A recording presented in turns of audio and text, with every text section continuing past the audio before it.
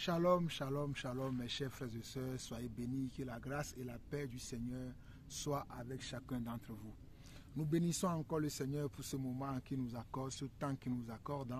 Comme j'ai choisi de répondre à certaines questions qui reviennent souvent, j'ai décidé de répondre à quelques-uns pour aider nos frères et sœurs qui sont peut-être, je dirais, qui sont faibles dans la foi ou qui manquent de connaissances, qui manquent en tout cas, qui manquent de savoir vivre selon la parole de Dieu pour pouvoir savoir quelle attitude, quel comportement adopter en face de certaines situations, en face de certaines épreuves. Le Seigneur a mis dans mon cœur de pouvoir en parler dans certaines... de pouvoir répondre à certaines questions que je reçois, dont je réponds individuellement à ces personnes lorsqu'ils me sollicitent. Mais je crois que peut-être beaucoup d'entre vous aussi se retrouvent souvent dans ces questions. Voilà pourquoi le Seigneur a mis dans mon cœur que je puisse venir parler de ces questions publiquement, afin que cela puisse aider peut-être d'autres frères ou d'autres sœurs ou bien d'autres personnes qui se retrouvent aussi dans la même situation. Donc, nous rendons grâce au Seigneur. Nous invitons le Seigneur à venir nous aider afin que nous puissions partager ce moment. C'est un moment de partage, un moment d'exhortation également, pour que nous puissions savoir quelle est l'attitude que nous, en tant qu'enfants de Dieu, nous devons adopter aujourd'hui dans le monde. Car le Seigneur dit, nous sommes dans le monde, mais nous ne sommes pas du monde. C'est vrai que nous travaillons dans le monde, nous achetons dans le monde, nous allons tous les jours faire nos activités quotidiennes dans le monde. Nous, certains d'entre nous, nous sommes des chefs d'entreprise. D'autres d'entre nous, nous sommes des sportifs. D'autres d'entre nous, nous sommes des agents publics. Nous travaillons dans les lieux publics. Bon, il y a des diverses et variées d'activités professionnelles que nous avons en tant que des enfants de Dieu, en tant que des croyants. Mais il y a une attitude, un comportement que nous devons avoir dans le milieu professionnel. Il y a aussi une façon de faire, il y a un caractère que nous devons avoir afin de ne pas froisser les gens, afin de ne pas être aussi des objets de scandale pour les gens. C'est très important que nous puissions savoir ça. Donc voilà pourquoi le Seigneur dit que nous sommes dans le monde, mais nous ne sommes pas du monde. Pourquoi je dis ça? Parce que j'ai reçu une question qu'une sœur m'a envoyée. Je vous lis la question. Je vous lis la question. La question c'est ceci. Shalom, pasteur. Et voici la question. Si j'ai des supérieurs qui m'exploitent trop et qui m'imposent des règles injustes, comment réagir? Je relis la question. Shalom, pasteur. Si j'ai des supérieurs qui m'exploitent trop et qui m'imposent des règles injustes, comment réagir? Je n'ai vraiment aucune envie de leur obéir, alors qu'en tant que chrétienne, je n'aime pas non plus de disputes ou que notre relation se dégrade. Que faire, s'il vous plaît? Je relis encore. Shalom, pasteur. Si j'ai des supérieurs qui m'exploitent trop et qui m'imposent des règles injustes, comment réagir? Ça, c'est le premier volet de la question. Je n'ai vraiment aucune envie de leur obéir, alors qu'en tant que chrétienne, je n'ai pas non plus de disputes ou que notre relation se dégrade. Que faut-il faire, s'il vous plaît? Je n'ai vraiment aucune envie de leur obéir, alors qu'en tant que chrétienne, je n'aime pas non plus de disputes ou que notre relation se dégrade. Que faut-il faire, s'il vous plaît? Voici les deux questions auxquelles je vais répondre aujourd'hui. Déjà, la Bible nous dit, mes chers frères et sœurs, je ne parle pas par sentiment, je ne fais pas les choses par esprit de sentiment. La parole de Dieu nous aide à répondre à toutes les questions. La parole de Dieu va nous aider à répondre à ces deux questions que j'ai. La première, la sœur veut savoir, je vais relire la question, la personne veut savoir, il dit, si j'ai des supérieurs qui m'exploitent trop et qui m'imposent des règles injustes, comment réagir? Ok, allons dans Romains 13. Romains chapitre 13. Romains chapitre 13. C'est la parole de Dieu qui va nous aider. Romains chapitre 13 dit ceci. Romains chapitre 13. Avant de lire Romains chapitre 13, Avant de lire Romains chapitre 13, lisons 1 Corinthiens chapitre 7. Lisons 1 Corinthiens chapitre 7. Ce que je fais, l'apôtre Paul l'a fait aussi lorsque les gens le sollicitaient. Lorsque ceux qui sont mal affermis, ceux qui n'ont pas assez de connaissances, le sollicitaient pour qu'ils puissent leur donner la voie à suivre dans telle ou dans telle situation. Dans 1 Corinthiens chapitre 7, le verset 1, regardez ce que l'apôtre Paul dit. Il dit, pour ce qui concerne les choses au sujet desquelles vous m'avez écrit, je pense qu'il est bon pour l'homme de ne point toucher de femme. Parce qu'on lui a posé une question concernant la relation qu'il devait avoir entre l'homme et la femme. Et l'apôtre Paul essaie de répondre à cette question-là. Alors que moi, ici, la question qui m'est posée, c'est concernant l'attitude que nous devons avoir envers nos supérieurs. Et je vais vous dire, les supérieurs dans la parole, c'est quoi? Ici, on nous dit, pour ce qui concerne les choses au sujet desquelles vous m'avez écrit. 1 Corinthiens 7, le verset 1. Pour ce qui concerne les choses au sujet desquelles vous m'avez écrit. Donc moi aussi, on m'a écrit en tant que serviteur de Dieu, en tant qu'enseignant de la parole. Et la question qu'on m'a posée, c'est ça. Shalom, pasteur, si j'ai des supérieurs qui m'exploitent trop et qui m'imposent des règles injustes, comment réagir? Je n'ai vraiment aucune envie de leur obéir, alors qu'en tant que chrétienne, je n'aime pas non plus de disputes ou que notre relation se dégrade. Que faut-il faire, s'il vous plaît? Alors, j'ai dit que nous allons aller dans Romains chapitre 13. Et dans Romains chapitre 13, regardez ce que la parole de Dieu nous dit. Romains chapitre 13 nous dit que toute personne soit soumise aux autorités supérieures, car il n'y a point d'autorité qui ne vienne de Dieu, et les autorités qui existent ont été instituées de Dieu. Je relis encore, Romains chapitre 13, verset 1. Que toute personne soit soumise aux autorités supérieures, car il n'y a point d'autorité qui ne vienne de Dieu, et les autorités qui existent ont été instituées de Dieu. C'est pourquoi celui qui s'oppose à l'autorité résiste à l'ordre que Dieu a établi, et ceux qui résistent attireront une condamnation sur eux-mêmes. Alors la sœur a demandé, est-ce qu'il doit obéir à ses supérieurs? Les supérieurs, c'est les autorités. Les supérieurs, c'est les autorités. Autorité veut dire supérieur. Autorité veut dire un chef ou bien une cheftaine. Un responsable. Quelqu'un qui est au-dessus de toi est un supérieur. Quelqu'un qui te dirige, quelqu'un qui est ton cadre. Dans le monde, on dit ton cadre, on dit des cadres. Ou bien on dit des managers, des responsables. C'est ton supérieur.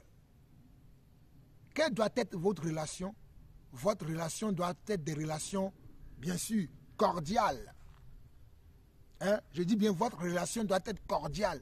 Mais tu dois être soumis aux autorités. Les règles qui vont t'imposer, tu dois être soumis à ces règles-là. Je répète encore, tu dois être soumis aux règles que tes autorités, tes supérieurs hiérarchiques. Des fois, dans certains milieux, il y a les supérieurs hiérarchiques N1, N2, N3, N4, selon les entreprises, selon la société dans laquelle tu travailles, selon selon l'entreprise dans laquelle tu travailles. Par exemple, moi, dans l'entreprise dans laquelle je travaille, j'ai 3 supérieurs. J'ai un supérieur qu'on appelle N1, après j'ai une supérieure N2 et après j'ai un autre supérieur N3, selon l'organisation de mon entreprise. Mais ce n'est pas partout pareil. Certains, ils ont eu un supérieur hiérarchique directement. Ils n'en ont pas d'autres au-dessus. Mais peu importe là où tu travailles, tu dois être soumis à tes supérieurs. Tu dois les respecter. Tu dois tu dois les honorer par ton respect, par ton engagement, par ta discipline, à être soumis aux fonctions qu'il te donne, aux tâches qu'il te confie, aux missions qu'il te confie. Tu n'as pas le droit de dire, moi je ne veux pas obéir. Tu dois être soumis à tes supérieurs. Parce que l'Écriture le demande. Nous sommes des enfants de Dieu. L'Écriture dit que toute personne, nous sommes dans Romains chapitre 3, le verset, Romains chapitre 13 plutôt, le verset 1 au verset 3, mais nous allons lire d'abord le verset 1 et le verset 2 qui dit que toute personne, on a dit que toute personne soit soumise aux autorités supérieures. Aux autorités supérieures, ça fait allusion à tes autorités que tu as au-dessus de toi dans ton travail. Mais ça fait allusion aussi aux autorités qui sont dans la nation dans laquelle tu vis. Par exemple, la police est une autorité. La gendarmerie est une autorité. Le préfet est une autorité. Le chef canton, le chef village, le chef quartier est une autorité. Dans une classe, on appelle quoi? On appelle ça, bon, moi à mon époque, on disait le major de la classe. Ou bien on disait les délégués de classe. Les délégués de classe est une autorité. Si tu es un étudiant, hein, les délégués de votre université est une autorité. Donc tu dois être soumis à ceux ou à cette délégué-là. Les syndicats aussi sont des autorités qui défendent la cause des employés, mais ils sont une autorité auquel nous devons être soumis aussi. Parce que c'est eux qui défendent nos lois. Ils ne défendent pas nos lois, mais ils défendent nos droits. Donc, je suis en train de citer les différents types d'autorités qu'on peut avoir. Ok. On nous dit dans Romains 13, le verset 1 au verset 2, que toute personne soit soumise aux autorités supérieures, car il n'y a point d'autorité qui ne vienne de Dieu. Et les autorités qui existent ont été instituées de Dieu. Vous voyez? Les autorités qui existent. Les autorités qui existent. Les supérieurs qui existent sont institués de Dieu. Le maire est une autorité.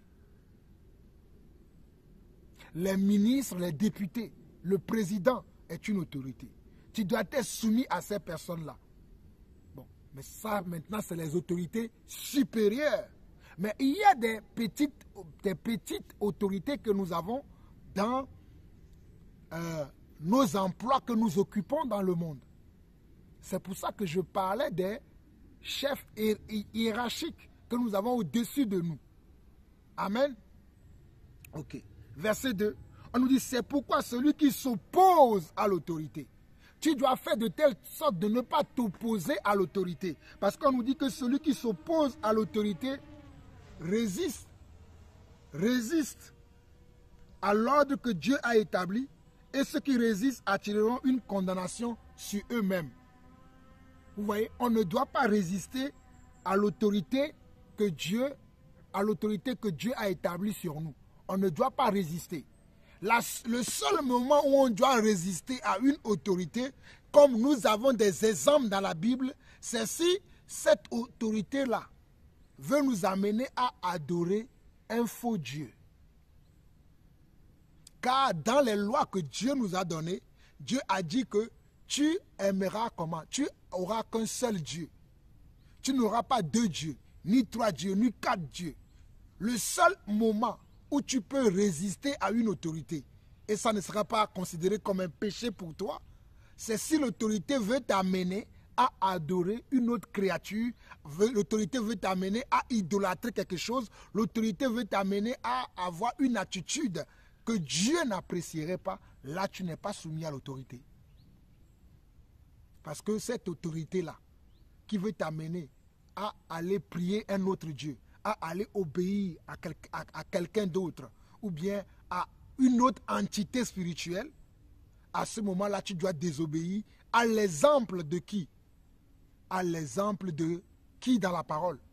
À l'exemple de comment? À l'exemple de Mardoché. Vous connaissez Mardoché dans la parole.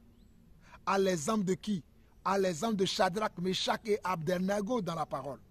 À l'exemple de Daniel dans la parole. Le seul moment que Dieu nous permet en tant qu'enfant de Dieu, il y a une exception. La seule exception que Dieu nous donne, là où nous pouvons nous rebeller contre une autorité, c'est lorsque cette autorité-là nous amène à sortir de la foi, nous amène à ne pas croire à notre Dieu, nous amène à ne pas obéir à la parole de Dieu, nous amène à ne pas respecter la parole de Dieu, ou bien nous amène à sortir carrément de la foi, ou bien nous amène à être idolâtres, nous amène à prier des dieux qui ne sont pas des dieux, nous amène à faire des choses qui sont contraires à la volonté de Dieu. Là, nous pouvons désobéir. Mais si tel n'est pas le cas, tu es dans un milieu professionnel, tu travailles dans une société, tu as des chefs qui te donnent des ordres, tu dois obéir. Que cela te plaise ou pas, tu dois obéir. D'ailleurs, tu as signé un contrat pour travailler dans cette société. Tu as signé un contrat, donc tu dois obéir à ce contrat-là. À moins que dans ce contrat que tu as signé, il y a des clauses. Il y a des clauses qui ne font pas partie de ton contrat et que ton chef veut maintenant outrepasser son droit pour t'amener à faire des choses qui ne font pas partie de ton carnet de route. Parce que lorsque tu signes un contrat, dans le contrat, on détaille les activités que tu vas faire. On détaille les missions que tu vas accomplir. On détaille tes tâches. Maintenant, si ton supérieur hiérarchique vient te dire de faire une tâche qui ne fait pas partie du contrat que tu as signé, oui, à ce moment-là, tu peux désobéir. À ce moment-là, tu peux refuser parce que la tâche qu'on vient de te dire de faire ne fait pas partie de ta mission. N'est pas dans ton contrat. Là, je peux comprendre. Mais si la mission qu'on te demande, la tâche aussi lourde qu'elle soit, hein, tu ne peux pas désobéir parce que voilà, tu as envie de désobéir. Non. Tu as signé un contrat. Et c'est ce contrat qui te permet d'avoir à la fin du mois une paye. Et cette paye te permet de pouvoir assouvir tes besoins. Maintenant, si cette entreprise-là ne te plaît plus, ben, tu vas chercher une autre entreprise. Tu démissionnes tout simplement. Mais tu ne vas pas être en rébellion tout le temps contre tes supérieurs hiérarchiques parce que voilà, leur manière de faire ne te plaît pas. Ou bien leur manière de diriger l'entreprise, leur manière de gérer les salariés ne te plaît pas. Si tu n'as plus envie de travailler dans cette entreprise, c'est aussi ton droit de pouvoir chercher ailleurs, de pouvoir aller voir ailleurs. Mais tu ne peux pas de toi-même te dire, bon, c'est parce que sa tête ne me plaît pas, parce que sa manière de diriger ne me plaît pas, parce que sa manière de faire ne te plaît pas. Tu ne peux pas faire ça. Tu es obligé de te soumettre aux règles, au fonctionnement qui sont dans cette entreprise-là. Voilà pourquoi il est écrit ici dans Romains chapitre 13 que toute personne soit soumise aux autorités supérieures, car il n'y a point d'autorité qui ne vienne de Dieu, et les autorités qui existent ont été instituées de Dieu. Verset 2, c'est pourquoi celui qui s'oppose à l'autorité résiste à l'ordre que Dieu a établi, et ceux qui résistent attireront une condamnation sur eux-mêmes. Verset 3, nous avançons. Ce n'est pas pour une bonne action, c'est pour une mauvaise que les magistrats... regardez bien, c'est pour ça que j'aime la parole. Regardez le verset 3. Ce n'est pas pour une bonne action, c'est pour une mauvaise que les magistrats sont à redouter. On nous donne un exemple. Les magistrats, les juges qui existent dans le monde, ce n'est pas pour une mauvaise action que nous avons à peur d'eux, que nous avons à avoir peur d'eux. Parce qu'ils sont là pour punir ceux qui font des choses qui ne sont pas bien. Ils sont là pour exercer une loi qui a été établie sur eux. C'est pour cette raison que le verset 3 de Romains 13 nous dit, ce n'est pas pour une bonne action, c'est pour une mauvaise que les magistrats sont à redouter. Veux-tu ne pas craindre l'autorité? Fais le bien et tu auras son approbation. Quand nous faisons le bien, nous aurons l'approbation de l'autorité. Quelqu'un qui, par exemple, pour nous qui vivons, par exemple, en Occident, il y a des radars sur la route. Et tu as aussi des limitations de vitesse. Lorsque tu franchis la limitation de la vitesse qui a été instituée sur la route, tu es flashé par le radar et tu reçois quoi? Tu reçois une contravention. Et si tu ne veux pas recevoir cette contravention-là, qu'est-ce que tu fais? Tu respectes la limitation de vitesse. Lorsque nous ne voulons pas recevoir une contravention, nous respectons les limitations de vitesse qui sont sur les routes que nous fréquentons. Mais si tu veux ne pas respecter les limitations de vitesse qui sont sur la route, tu vas recevoir des contraventions. Et non seulement tu vas payer ces contraventions-là, tu vas recevoir aussi les retraits de points sur ton permis de conduire. Par exemple, moi je vis en France. Peut-être ce n'est pas la même règle dans les autres pays. Mais en France, quand tu as un excès de vitesse, non seulement tu as un retrait de points, mais tu paies aussi, comment? Tu paies aussi une contravention. Oh, et si tu as tout le temps des retraits de points, à un moment donné, tu vas perdre ton permis de conduire et on va te retirer ton permis de conduire. Et si tu ne veux pas arriver à cela, qu'est-ce que tu fais? Tu fais quoi? Tu respectes quoi? Tu respectes les limitations de vitesse qui sont sur la route. Pour ne pas arriver là, tu respectes tout simplement les limitations de vitesse qui sont sur la route. Mais c'est la même chose dans une entreprise. D'ailleurs, dans certaines entreprises, je ne pense pas que c'est que dans certaines entreprises, en tout cas pour nous qui sommes en Occident, quand tu rentres dans l'entreprise, on te fait même comment signer un règlement intérieur. On te donne un règlement intérieur que tu dois lire et que tu dois respecter à la lettre. Dans certaines entreprises même, il y a comment la manière de s'habiller, il y a aussi l'accoutrement aussi que tu dois avoir en t'engageant dans cette entreprise-là. Maintenant, tu ne vas pas rentrer dans l'entreprise et puis dire non, moi je ne veux pas m'habiller comme vous m'avez dit. Non, tu ne peux pas faire ça. Tu es obligé de te soumettre à ce qui se fait dans l'entreprise. Maintenant, si cela ne te plaît pas, tu es libre d'aller chercher ailleurs. Et croyez-moi, il y a beaucoup d'entreprises aujourd'hui dans le monde qui recrutent. C'est vrai que trouver du travail aujourd'hui, c'est dur. Parce que la Bible dit que dans les derniers temps, il y aura quoi? Il y aura des temps difficiles. Les temps difficiles veut dire, si avant, tu pouvais trouver un travail peut-être en 3 mois, aujourd'hui peut-être tu vas trouver peut-être en 9 mois ou en 3 ans. C'est ça, ce que cela veut dire, les temps difficiles. Et donc, comme il y a des temps difficiles aujourd'hui, pour trouver un emploi stable, c'est difficile. Peu importe les niveaux que tu as, c'est difficile. Et si tu es encore un enfant de Dieu, c'est encore plus difficile. Si tu es un enfant de Dieu, c'est encore beaucoup plus difficile. Donc, mes chers frères et sœurs, réfléchissons bien à notre comportement, à notre attitude.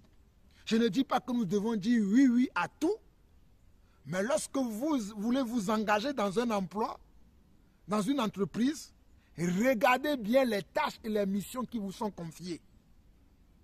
Lisez bien comment l'intitulé du poste, les missions que vous devez accomplir dans cette entreprise, dans cette société à laquelle vous voulez appartenir. Lisez bien les missions. Si ces missions correspondent ou bien répondent à votre foi, signez le contrat sans regarder en arrière. Mais si vous voyez que les missions-là ne correspondent pas à votre foi, cherchez ailleurs. Ne signez pas le contrat et après, vous allez commencer à être en rébellion avec votre... Non! Nous sommes enfants de Dieu. Nous ne pouvons pas faire ces choses-là. Je continue. Verset 4 de Romains 13 dit, « Le magistrat est serviteur de Dieu pour ton bien. Mais si tu fais le mal, crains, car ce n'est pas en vain qu'il porte l'épée, étant serviteur de Dieu pour exercer la vengeance et punir celui qui fait le mal. » Verset 5. Il est donc nécessaire d'être soumis non seulement par crainte de la punition, mais encore par motif de conscience. Non, nous nous soumettons non pas à cause de la punition, mais pour notre conscience. Parce que la sœur qui m'écrit là, je vois que même sa conscience les dérange. Regardez bien, vous le voyez dans la question. Elle dit, je n'ai vraiment aucune envie de leur obéir, alors qu'en tant que chrétienne, je n'aime pas non plus de dispute ou que notre relation se dégrade. Donc il y a sa conscience qui lui parle. Donc par motif de conscience là, nous sommes obligés de nous soumettre dans nos emplois différents que nous occupons dans ce monde. Par motif de notre conscience. Parce que tout ce qui n'est pas le fruit de notre conscience est un péché. Tout ce qui n'est pas le fruit de notre conscience. Si dans le travail, je ne veux obéir à rien, je ne veux respecter aucune règle, et que quand je sors du travail, ma conscience me dérange, j'ai commis un péché. Ma conscience me reproche. Tu n'aurais pas dû dire ceci. Tu n'aurais pas dû faire ceci. Tu n'aurais pas dû tenir tel propos. Ça veut dire que tu as péché. Et le salaire du péché, c'est la mort. La mort veut dire la séparation d'avec Dieu. Et pour nous, enfants de Dieu aujourd'hui, si nous péchons, c'est notre séparation avec Dieu. Pas la séparation parce que bon, nous avons aussi un avocat auprès du Père. Selon 1 Jean chapitre 2, nous avons un avocat qui va nous défendre. Mais il est préférable que tu te soumets pour ne pas vouloir invoquer tout le temps notre avocat qui n'est pas là pour que nous désobéissons. Si la désobéissance arrive malgré toi, oui, il va te défendre. Mais bon, mais si tu as l'habitude aussi de désobéir, il te défendra. Mais moi, je te conseillerais de ne pas être tout le temps quelqu'un qui désobéit parce que tu n'as pas envie de te soumettre. Soumets-toi aux autorités, c'est pour ton bien. Je continue. Verset 5 et verset 6 dit, « Il est donc nécessaire d'être soumis non seulement par crainte de la punition, mais encore par motif de conscience. C'est aussi pour cela que vous payez les impôts. Car les magistrats sont des ministres de Dieu entièrement appliqués à cette fonction. » Vous voyez, les magistrats sont aussi comment? Des serviteurs de Dieu. C'est aussi pour cela que vous payez les impôts. Nous payons les impôts. Même ceux qui travaillent au marché, ils paient des impôts. Même ceux qui sont souvent même en Afrique, il y a maintenant les impôts en Afrique. Je rends grâce à Dieu. C'est pour que nous puissions comprendre que ces choses-là, Dieu l'a conçu aussi dans son plan. Amen. Parce que nous voyons au verset 7, il dit, « Rendez à tous ce qui leur est dû.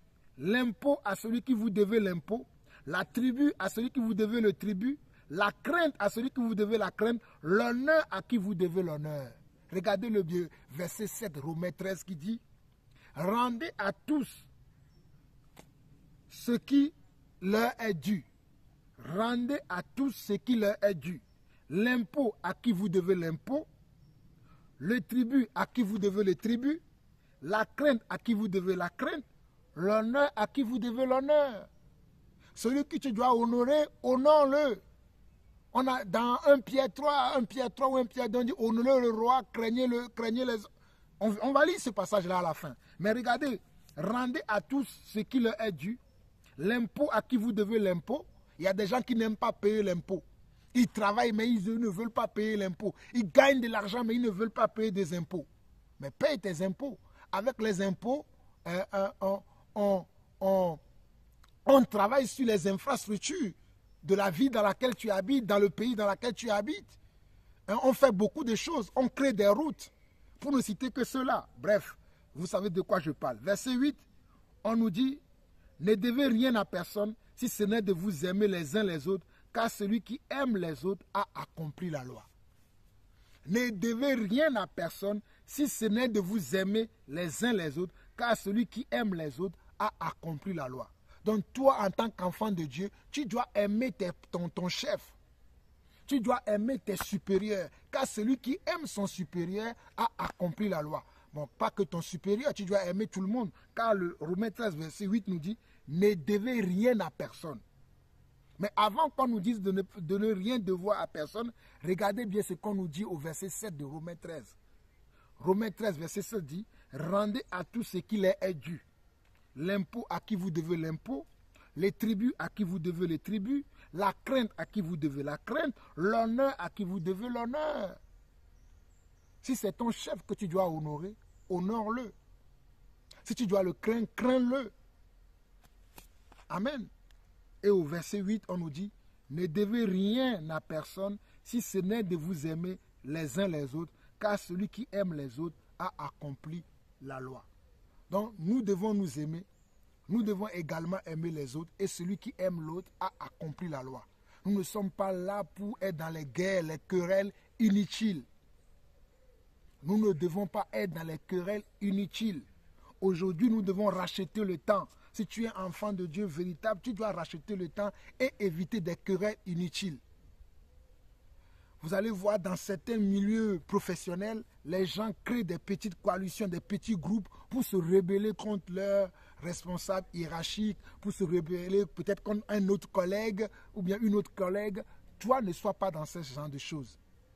Maintenant, cela ne veut pas dire que tu ne dois pas dire ce que tu penses, ce que tu ressens, lorsqu'il y a de l'injustice, lorsqu'il y a lorsque les tâches ne sont pas faites de la même manière, de la bonne manière plutôt, lorsque les missions ne sont pas bien accomplies, tu dois t'exprimer, c'est ton droit. Mais fais de telle sorte que de ne pas créer une coalition et une haine contre les gens parce que peut-être tu n'apprécies pas un tel ou un tel. Donc, sois juste dans ton comportement. Sois droit dans ce que tu fais. C'est très important. Et pour terminer, mes frères, on va prendre, je vais prendre encore peut-être un quart d'heure pour terminer cette question et je vais m'arrêter. On va aller dans 1 Pierre chapitre 2. Je crois que 1 Pierre chapitre 2 aussi parle de ce sujet. On va aller lire ça rapidement. 1 Pierre chapitre 2. Oui, 1 Pierre chapitre 2 dit. On va lire 1 Pierre chapitre 2 du verset 13 au verset 20 et je vais m'arrêter là après. 1 Pierre chapitre 2 verset 13 au verset 20 et je vous rappelle la question de notre frère ou de notre sœur. Shalom pasteur, si j'ai des supérieurs qui m'exploitent trop et qui m'imposent des règles injustes, comment réagir? Je n'ai vraiment aucune envie de leur obéir alors qu'en tant que chrétienne, je n'ai pas non plus de dispute ou que notre relation se dégrade. Que faut-il faire s'il vous plaît? Je n'ai pas lu cette partie aussi de la question. Il dit, bonjour pasteur, en fait, en supportant tout le temps, j'ai l'impression d'obéir à l'argent. C'est comme si j'étais prête à tout pour l'argent. Et la patronne aussi, en étant consciente, en profite au maximum.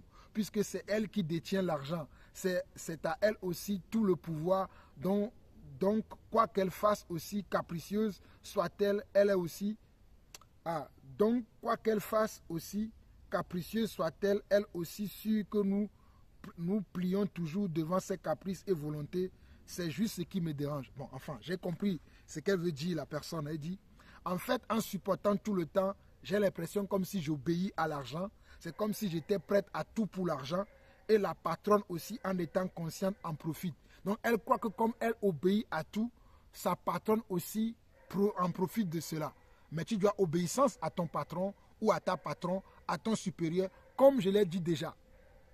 Et même si elle en profite, si toi tu respectes tes horaires que tu dois faire, supposons que tu dois embaucher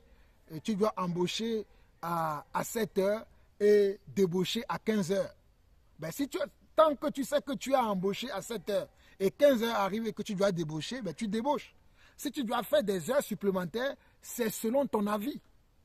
On ne doit pas t'imposer les heures supplémentaires, à moins que dans ton contrat, il est clairement stipulé que les heures supplémentaires ou complémentaires sont comment? Sont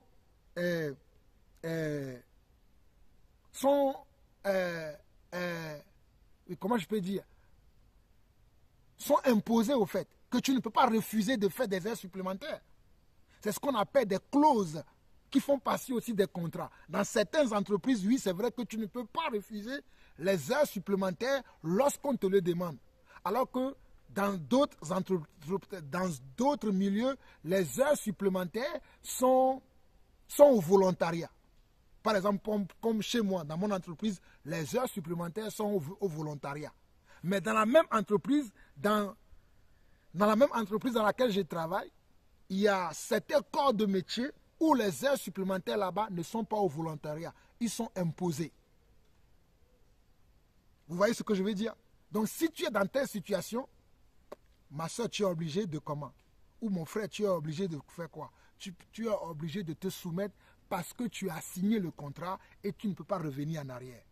Il fallait bien lire le contrat en avance avant de le signer. Maintenant, si tu n'es pas d'accord, tu peux aller te trouver ailleurs. Mais si tu ne peux pas trouver ailleurs, tu es obligé de te soumettre. Et ne dis pas que tu le fais parce que tu aimes l'argent. Parce que la Bible dit que l'homme doit travailler avant de manger. L'homme vivra comment? À la sueur de son front. C'est ce que le Seigneur a recommandé. Tu dois travailler. Et c'est en travaillant qu'on gagne de l'argent. Ne dis pas que tu travailles parce que, à moins que si toi-même tu vois que tu aimes trop l'argent. Parce que je ne peux pas savoir pourquoi tu dis ça. Pourquoi vous pouvez penser comme ça. Mais si vous voyez que vous-même vous aimez trop l'argent, c'est différent. Mais si tu travailles pour gagner le nécessaire, qui va te permettre de pouvoir payer peut-être ton loyer, payer ton crédit, payer et faire tes courses pour pouvoir manger convenablement, tu n'aimes pas l'argent. Mais maintenant, si ce que tu gagnes ne te suffit pas et que tu veux toujours gagner plus, là tu aimes l'argent. Mais si c'est ce que tu gagnes, ça te permet simplement d'assouvir tes besoins, mon frère, ma soeur, ne dis pas que tu aimes l'argent. Tu as besoin de gagner de quoi pouvoir à tes besoins à la sueur de ton front. Parce que dans 1 Thessaloniciens chapitre 3, je crois, l'apôtre Paul dira que ceux qui ne travaillent pas ne mangent pas non plus. Et nous savons que le Seigneur, depuis le jardin d'Éden, avait ordonné que l'homme et la femme travaillent. Donc travailler, c'est bien. Ce n'est pas une mauvaise chose de travailler. Mais il faut le faire d'une bonne manière. Il faut le faire de la bonne façon. Il ne faut pas se prendre des gens au dos pour rien. Parce que voilà, on n'a pas compris la manière de travailler avec sagesse et intelligence, avec beaucoup de recul, mais comprendre les choses à cœur n'importe comment. C'est à cela que nous devons faire attention. Donc, dans 1 Pierre 2, le verset 13 au verset 20 dit ceci. Soyez soumis à cause du Seigneur à toute autorité. Tu vois? Vous voyez? Soyez soumis à cause du Seigneur à toute autorité établie parmi les hommes, soit au roi comme au souverain. Regardez comment Pierre dit la chose. Nous avons deux témoins maintenant. Le premier témoin, c'est l'apôtre Paul. Et le deuxième témoin maintenant, c'est Pierre, qui confirme la même chose que Paul a dit, nous concernant, nous enfants de Dieu, comment nous devons nous comporter dans le monde ou comment nous devons nous comporter dans le milieu professionnel.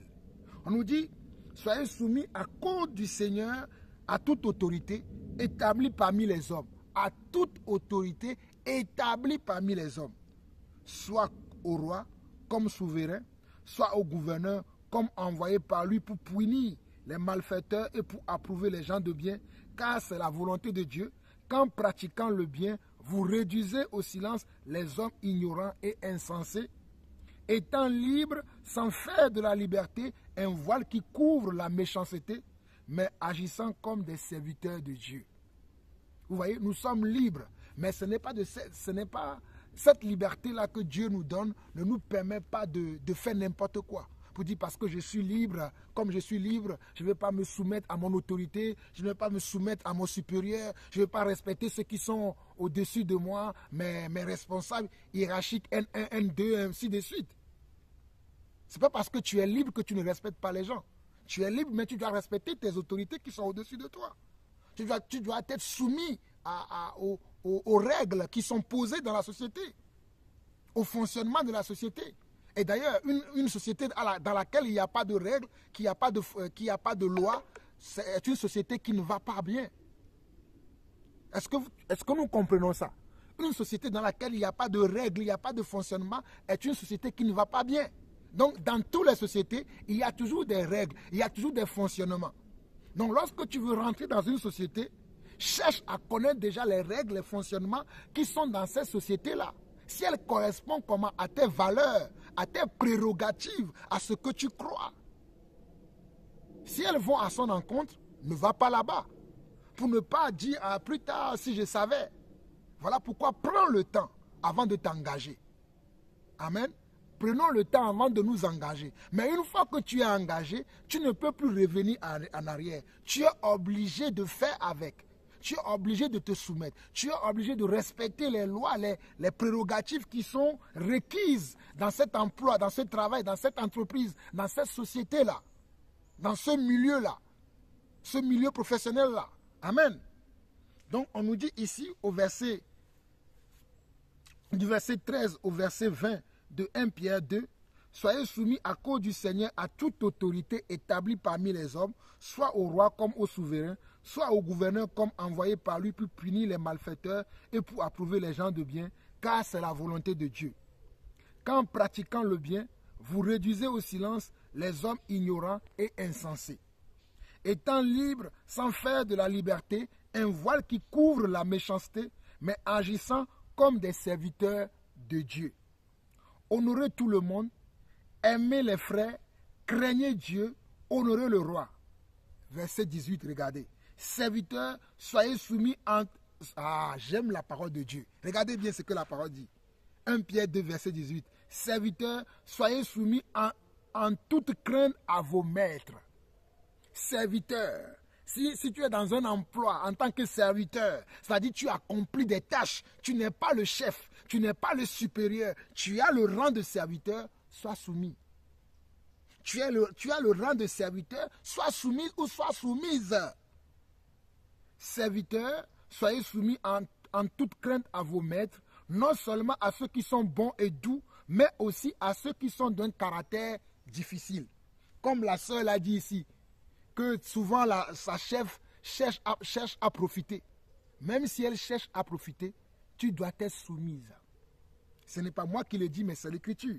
L'Écriture dit, serviteurs, soyez soumis en toute crainte à vos maîtres, non seulement à ceux qui sont bons et doux, mais à ceux qui sont d'un caractère difficile. Et croyez-moi, nous avons des supérieurs qui ont des caractères difficiles aujourd'hui dans le monde dans lequel nous travaillons. Et ce que nous ne devons pas oublier, nous ne sommes pas du monde, nous. Nous sommes d'ailleurs. Nous sommes du ciel, mais nous travaillons dans le monde. Le temps que Dieu viendra nous chercher, il y a un temps que Dieu viendra nous chercher. Mais pour l'instant, nous travaillons dans le monde.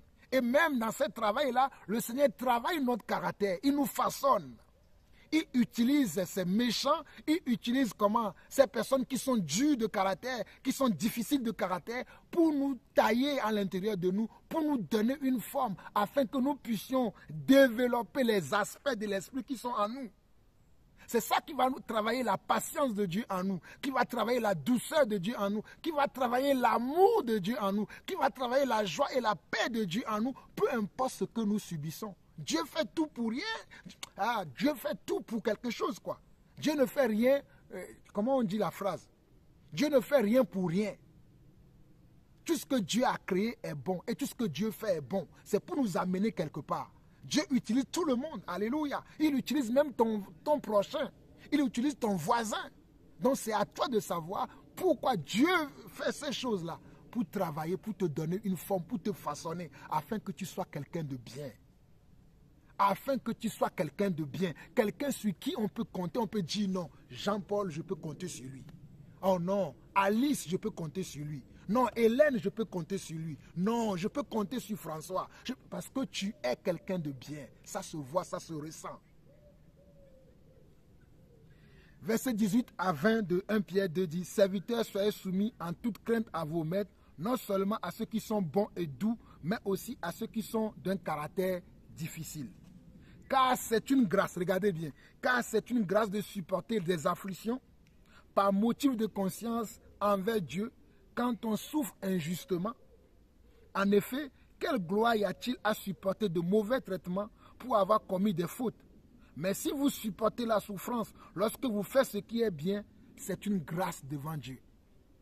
Lorsque tu fais de bonnes choses, mais on te répond, comme on dit dans le monde, on te récompense avec des flèches. On te récompense en te faisant du mal. On te récompense en parlant mal de toi. On te récompense en te dénigrant. On te récompense en te faisant des choses vraiment qui ne sont pas dignes. La Bible dit, verset 20 de 2 Pierre dit, « En effet, quelle gloire y a-t-il à supporter de mauvais traitements pour avoir commis des fautes ?» Tu as commis des fautes, c'est normal que tu subis des mauvais traitements parce que tu as commis une faute ou bien tu as commis des fautes. Donc, il te faut une punition. Mais maintenant, tu n'as pas commis de faute. Mais on nous dit, mais si vous supportez la souffrance lorsque vous faites ce qui est bien, c'est une grâce devant Dieu. Donc, Dieu te permet de supporter la souffrance lorsque tu fais des bonnes choses. Et c'est une grâce devant lui. Alléluia. C'est ça qui fait que la parole de Dieu est merveilleuse. C'est ça qui fait que nous, les enfants de Dieu, nous sommes différents de ceux qui ne sont pas enfants de Dieu. C'est ça qui montre les valeurs que nous avons. Et c'est ça qui montre les valeurs que nous avons en tant qu'enfants de Dieu. Tu as un bon comportement, tu as une bonne attitude, tu as un bon caractère, tu fais les choses bonnes, mais on te récompense de la mauvaise manière. On te traite de la mauvaise manière, on te traite de la mauvaise façon, mais tu ne réagis pas. Tu ne formes pas une rébellion, tu ne discutes pas les opinions, tu ne crées pas de scandale, Tu ne crées pas de conflit. Tu es toujours quelqu'un qui cherche la paix. Voilà pourquoi la Bible dit chercher la paix envers tous, sans laquelle personne ne verra le Seigneur. Nous devons toujours chercher la paix, même dans le milieu professionnel, même si nous avons signé un contrat et que des fois même, nos contrats ne sont pas respectés tels que nous l'avons signé. Nous avons besoin d'avoir un peu de recul et se souvenir de cette parole de 1 Pierre chapitre 2 où je vais m'arrêter maintenant, qui dit 1 Pierre chapitre 2 verset 18 au verset 20, serviteurs, soyez soumis en toute crainte à vos maîtres, non seulement à ceux qui sont bons et doux, mais à ceux qui sont d'un caractère difficile, car c'est une grâce de supporter des afflictions par motif de conscience envers Dieu quand on souffre injustement. En effet, quelle gloire y a-t-il à supporter de mauvais traitements pour avoir commis des fautes? Mais si vous supportez la souffrance lorsque vous faites ce qui est bien, c'est une grâce devant Dieu. Alors, mes chers frères et sœurs, la parole, elle est claire. La parole de Dieu, elle est claire. Alors, toi, ma sœur, ou toi, mon frère, qui m'a envoyé cette question, je crois que j'ai élucidé cette question aujourd'hui. Ces deux questions, je l'ai bien expliquées. Et ça va aider peut-être d'autres frères, d'autres sœurs aussi, qui sont dans le même cas de figure, que peu importe ce qui se passe dans nos milieux où nous travaillons, nous devons garder la foi sans nous énerver, sans avoir un comportement qui va nous porter peut-être préjudice. Donc mon frère, ma soeur, je te conseille de garder le calme, d'être quelqu'un de persévérant, quelqu'un de posé, quelqu'un de réfléchi, quelqu'un qui réfléchit avant de parler. Voilà pourquoi le livre de Jacques nous dit, soyons comment lents à parler, lents à interréagir, afin de dire, l'acte que je vais poser là, est-ce que cela glorifie le nom du Seigneur? Est-ce que cela glorifie le Seigneur? Ce que je dis, ça me parle à moi-même. Je ne dis pas que moi je suis déjà arrivé, mais je travaille à cela tous les jours. Et lorsque je fais des fautes, je me répands. Je me dis, Seigneur, pardonne-moi, j'ai manqué de sagesse, j'ai manqué de lucidité, j'ai manqué de patience, j'ai été un peu trop vite. Je demande pardon, Seigneur, aide-moi à dominer mes émotions, à dominer mes sentiments. Et ce que je vous conseille, mes chers frères et sœurs, essayons de dominer nos émotions. Essayons de dominer nos émotions, nos sentiments. C'est eux qui nous poussent souvent à aller au-delà de là où nous devons aller. Travaillons beaucoup sur nos émotions, nos sentiments. Ça va nous aider dans beaucoup de situations. Ne soyons pas des personnes émotives, des personnes qui sont très émotives, très excitées. Non, travaillons sur cela et cela va nous aider dans beaucoup de domaines. En tout cas, mes très chers bien-aimés, chers frères et sœurs, je vous aime beaucoup. Que le Seigneur nous aide, nous tous, moi et vous, que le Seigneur nous aide parce que nous ne sommes pas encore arrivés. Nous sommes en train d'arriver et le Seigneur va faire de nous des personnes qui seront vraiment sans tâche ni défaut, aucune ride sur nous. Le Seigneur va tout enlever. Voilà pourquoi il nous place dans certaines entreprises où les gens sont méchants, les gens sont durs, mais c'est pour nous travailler, c'est pour nous façonner, c'est pour nous donner une forme. Nous sommes l'argile et il est le potier et c'est lui qui va nous donner une forme. Permettez-moi de prier pour terminer en beauté aujourd'hui. Père éternel, Dieu d'amour, Dieu de paix, Dieu de grâce, nous avons vu encore ta parole. Nous avons vu ce que tu nous enseignes, comment tu veux que nous soyons des personnes réfléchies, des personnes posées, des personnes qui savent ce qu'ils recherchent, des personnes qui ne doivent pas se comporter comme le monde, des personnes qui doivent avoir un recul et des personnes qui doivent se soumettre aux autorités, des personnes qui doivent respecter, des personnes qui doivent avoir crainte et des personnes qui doivent honorer. Papa, donne-nous d'avoir la sagesse, l'intelligence, afin de savoir quoi dire, quand il faut, quand, à quel moment et comment obéir à nos supérieurs hiérarchiques dans tous les milieux professionnels dans lesquels nous nous trouvons. Ça, papa, permet que nous puissions avoir de bons comportements afin qu'on puisse voir toi à l'intérieur de nous. Nous ne voulons pas avoir des comportements indignes des enfants de Dieu. Voilà pourquoi nous prions aujourd'hui, papa, que tu nous débarrasses de la colère, que tu nous débarrasses de la haine, que tu nous débarrasses de toute forme de méchanceté, de toute forme de haine, papa, à l'intérieur de nous, afin que nous soyons des personnes réfléchies et non des personnes irréfléchies, papa. Transforme-nous, Seigneur Dieu. Transforme-nous, papa. Donne-nous la forme que tu veux pour la gloire de ton nom. Père, nous t'aimons et nous voulons être comme toi. Nous voulons faire ta volonté en toutes choses. Nous voulons te ressembler en toutes choses. Et nous aspirons, Seigneur Dieu, à tous les caractères que toi-même tu as. Voilà pourquoi nous te prions encore. Transforme-nous, Seigneur. Transforme-nous, Seigneur. Papa, je te bénis pour cette sœur, pour ce frère qui m'a envoyé cette question. pour ces personnes qui m'ont envoyé ces questions, qui nous ont permis encore de parler de ce que tu nous as enseigné dans ta parole. Reçois la gloire, l'honneur, la puissance pour des siècles, au nom de Jésus-Christ. Ainsi nous avons prié. Amen. Shalom, shalom, shalom à tous.